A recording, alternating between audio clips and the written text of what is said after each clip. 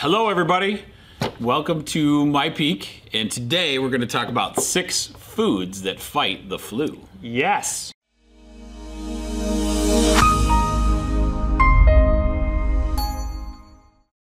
Food Yes, I know. number 1. Food number 1. Black-eyed peas. Black-eyed peas. What do black-eyed peas have that is so good for you? Well, and that's the interesting part, because you can, when you look at all these, just remember, we're giving you stuff that you get over-the-counter supplement type thing. A lot of people take this stuff. So black-eyed peas are a great place for zinc, which is kind of interesting as you go forward. You probably heard of like zinc lozenges and different things. So this is just another way to get zinc. Other things with black-eyed peas in there as well too. Lean beef, peanuts. There's lots of things with black-eyed peas as well. So there's lots of different ways to get it, but what you're getting with that black-eyed peas is zinc. Yeah, fighting flu with foods can be a huge thing, right? So that's what we're going to be talking about. And so food number 2. Food number 2, the pink grapefruit. You said pink grapefruit.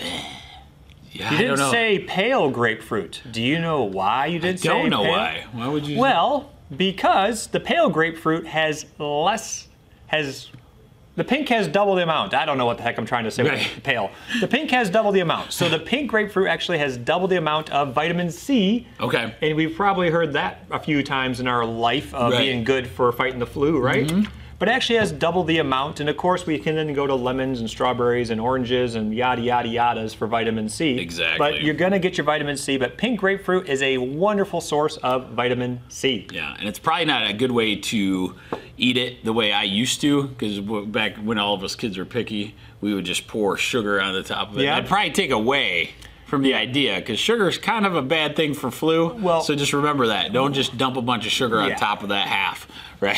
Just to preview, if we end up doing a video, the food you shouldn't eat for the flu is sugar. So, I will be the first one, and I will name them all. Yes. All right. We'll of course be eating, sugar cookies while we do that video. Exactly. So the third it's a food-ish, right? I guess it's a food-ish. It's a beverage. It's a very good alternative that we should be starting to look at for all of our meals and those kind of things. But tea, different kinds of really good green teas, herbal teas. You can see health benefits of black teas. You can see benefits of green tea. You're going to get thionine in one thing, and you're going to get EG, CG, and other things. And some are boosting the immune system, and some are going to decrease inflammation. And inflammation happens when the body's under stress, and obviously the flu, the body's under stress. Exactly. So there's just different ways to do it. But frankly, hot tea, good idea. Right.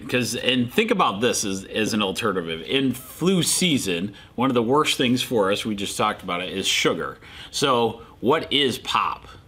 It is sugar. I mean, it's just liquefied, basically, sugar. It's a super saturated liquid. It's super intense of the amount of sugar. So if you can replace it with something like a tea, at least try to replace it with a tea that's good for you. Then you can change the game on the flu stuff. Mm-hmm. So people are so miserable when it happens. That's the thing. So what we got? Food number 4, and we're back to foods, not a beverage. Yes. Is yogurt.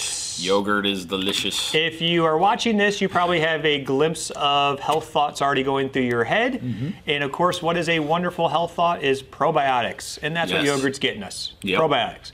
Obviously, it's not the only way to get probiotics. There's something called kefir. I don't know how you pronounce it. Kefir. There's Temph. There's other world, stuff. And there's a world that we are fascinated with. Sauerkraut, all sorts of things, and we'll talk more about that in another video as well. We've actually got an expert on that. Yes, we do. We'll have. But that would be awesome. Long story short is, if you get those probiotics, yogurt is a great food to fight the flu. Yes. Numero 5.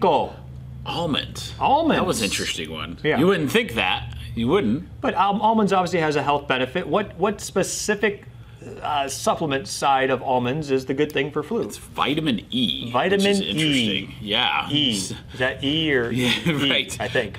So these are all, if you're listening, a lot of times you're looking at stuff that you would go and say to, let's say a Whole Foods, say, hey, give me the supplements to fight the flu. Most of the supplements will have all this stuff in there. Mm-hmm. So remember that as you're going. These are things you can start doing right now without having a medicine cabinet of supplements maybe add those to it, but at the same time, eat towards that goal too. So what is the last one that no one will think of? The last one. Well, ooh, I like the no one will think of. That's just a fun one. Because if we put comment below if you would have thought of this one, or what your guess is. I immediately went to King Don's for some reason. The chocolate with I went the white to beer, stripies. but I wasn't gonna. Yeah, that's beer not won't good. work either. No, that won't work either.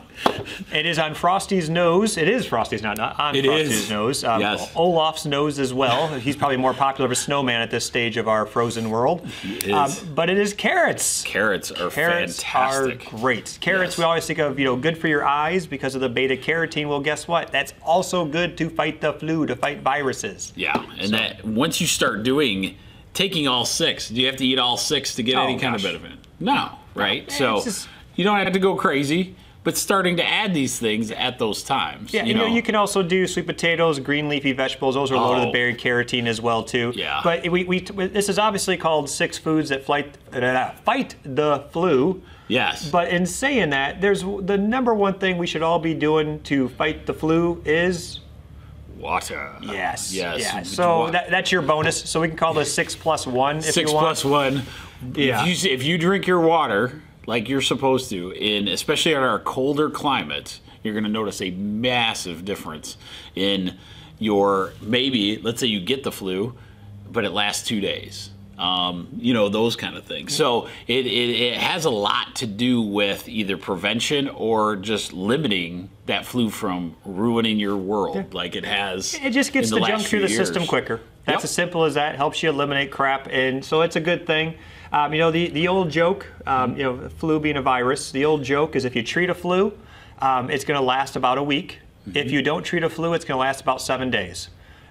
Feel free to hit the back 15-second button to catch that joke. I almost didn't get that one. Yeah, well, but the reality is you're not going to beat the flu, but if you can limit the flu, good thing. And that's what we're just trying to do for you. So that's our 6 foods plus 1 that fight the flu. Until next time. Yes. If you are interested in more stuff we have to say, subscribe below and check it out in the comments and descriptions, and we'll have a list of these foods as well. So I like it. Have a great one. Bye-bye.